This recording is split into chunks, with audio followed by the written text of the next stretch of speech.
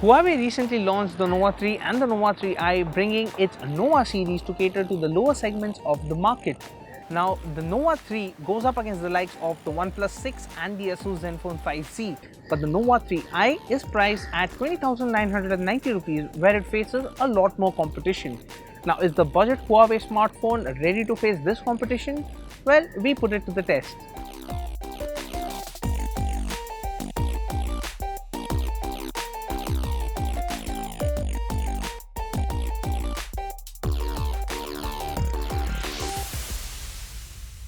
While most devices in this price range sport a metal unibody, the Huawei Nova 3i is among the rare ones to have a glass back.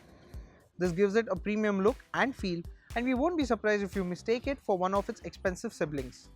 It picks up fingerprints easily, though there is a case supplied in the box.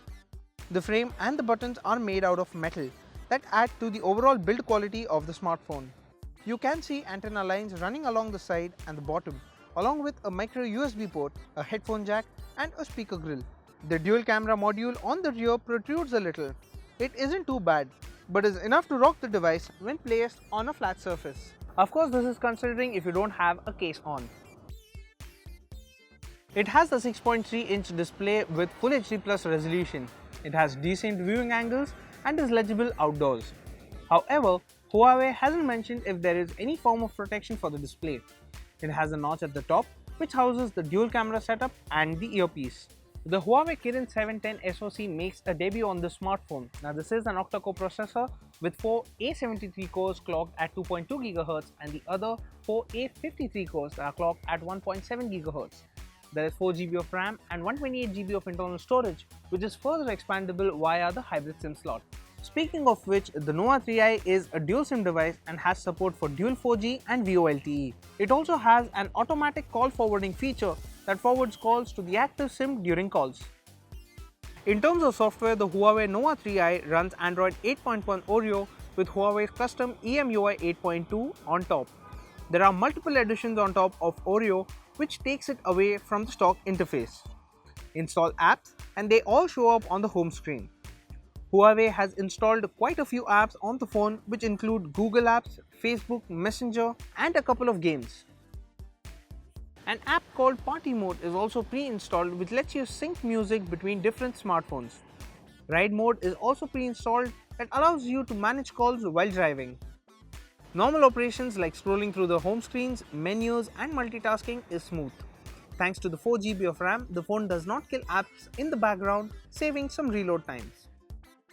Just like other smartphones with a notch, you have the option to switch to gesture navigation. This replaces the navigation keys with a single bar for navigation, which needs some time getting used to. It also has a face unlock feature which uses the selfie camera to scan and unlock the smartphone. It isn't the fastest face unlock we've seen, and we prefer using the fingerprint scanner to unlock the smartphone. We played games like Asphalt 9 Legends and PUBG, which ran fine without issues at the default settings. PUBG is set to medium graphics by default and was playable at this setting. We bumped the frame rate to high and found it to be a little choppy but playable. Asphalt 9 had good graphics at the default setting and did not have any stutter while gaming. We observed that the phone tends to heat up when you start gaming and gets hot to the touch if you keep gaming for longer durations. Huawei has opted for a 3340 mAh non-removable battery for the Nova 3i and ships a 10-watt charger in the box.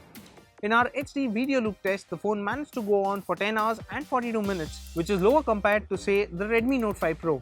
Our usage consisted of using an active WhatsApp account, playing PUBG, Asphalt 9 and hour of navigation, and we still had enough battery life to continue on the next day. The Nova 3i has a dual camera setup at the front and the back. The setup at the rear consists of a 16 megapixel primary camera and a 2 megapixel depth sensor. The camera app is completely redesigned and is similar to what we have seen on the Nova 3. You get multiple modes to choose from and the option to download more if you wish to.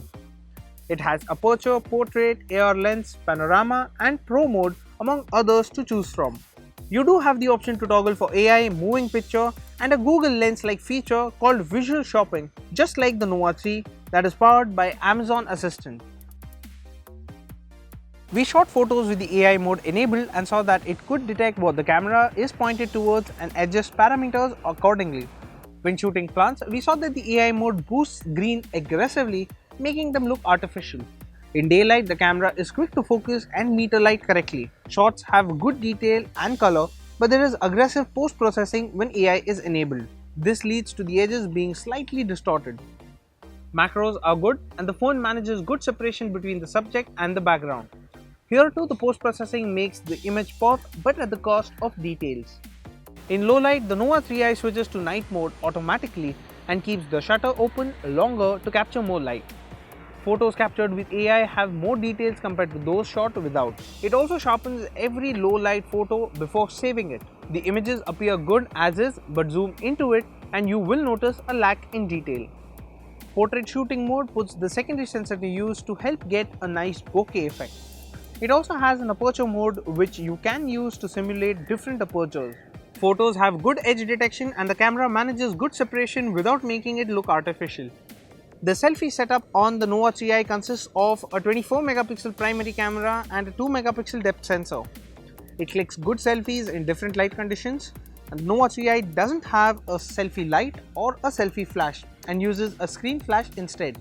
Beautification mode helps deliver a smooth output and you can set the level of beautification. In portrait mode, you can toggle bokeh or you can switch it to aperture mode if you want to adjust the level of bokeh. It has 3D lighting modes just like the iPhone X, which lets you change the lighting. There is an HDR Pro toggle for the selfie camera which prevents bright backgrounds from being overexposed. We clicked photos outdoors with HDR Pro enabled and it worked quite well. The AR lens feature lets you use 3D AR objects with the rear camera or use effects and backgrounds using the selfie camera.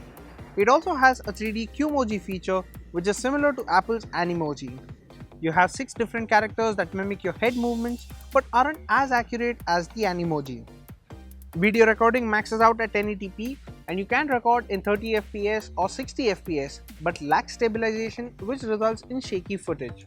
Nova 3i is also capable of 480 fps super slow-mo capture. The Nova 3i is Huawei's first step in the budget segment where its sub-brand Honor has been fairly popular. The Nova 3i competes in the same price range as the Oppo F7 and the Vivo V9, but feels premium compared to the other two thanks to its glass and metal build. However, it also has to go up against the Honor Play, which has gained popularity for offering the powerful Kirin 970 SoC in the sub 20,000 rupee segment. While the Nova 3i offers better performance than its competition from Oppo and Vivo, its sibling isn't an easy device to take down. The Honor Play offers higher performance and is a better option for gamers. With the recently launched Poco F1 and the Nokia 6.1 Plus, things have changed in the sub 20,000 rupee segment. The Nokia 6.1 Plus is powered by the Snapdragon 636 processor, offers similar build quality as the Nova 3i and runs stock Android at a much lower price. The Poco F1 on the other hand has a much more powerful Snapdragon 845 processor and a big 4000 mAh battery. So that was our review of the Nova 3i. What do you think about the device? Let us know in the comment section below. And as always, for all things tech, stay tuned to Gadgets360.com.